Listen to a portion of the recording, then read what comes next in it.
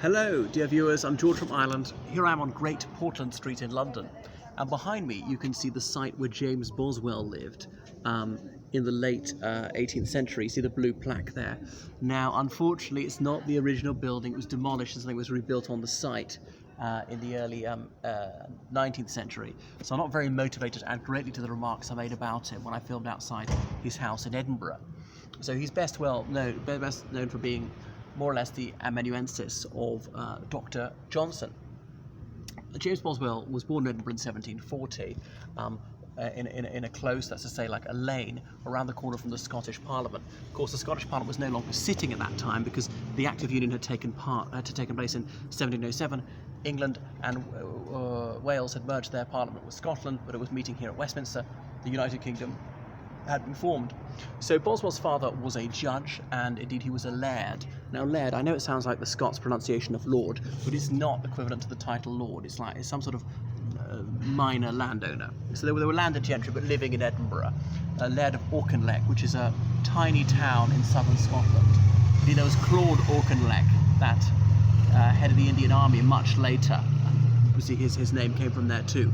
But back to James Boswell. So he was the eldest of several children, and indeed his father was a baronet, but he's never known as Sir James Boswell for some curious reason.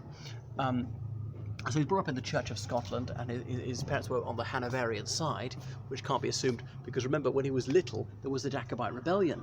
Bonnie Prince Charlie came to town, so even though they were on the Hanoverian side, they just kept their heads down, and the Jacobites didn't bother them. But within the Church of Scotland, they're part of the Calvinist faction, as in really hardcore Puritans. So no singing, no dancing, there was no gaiety in their house, little sparkle in his life. His parents refused to take him to the theatre and so on. He found them decidedly unloving. But from his earliest childhood, it was evident that he was a child of the most exceptional scholarly gifts.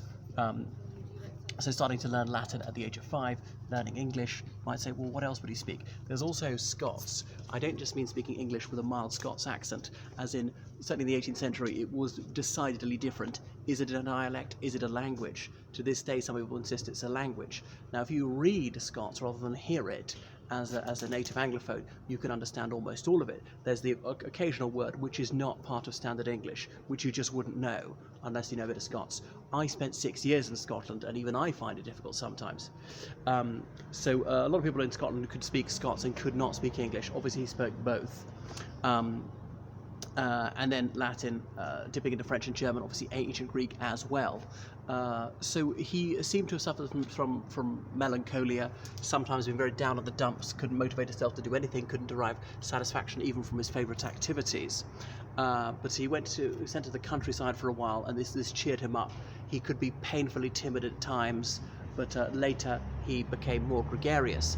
So he enrolled at the University of Edinburgh at the exceptionally young age of 13. Now, I know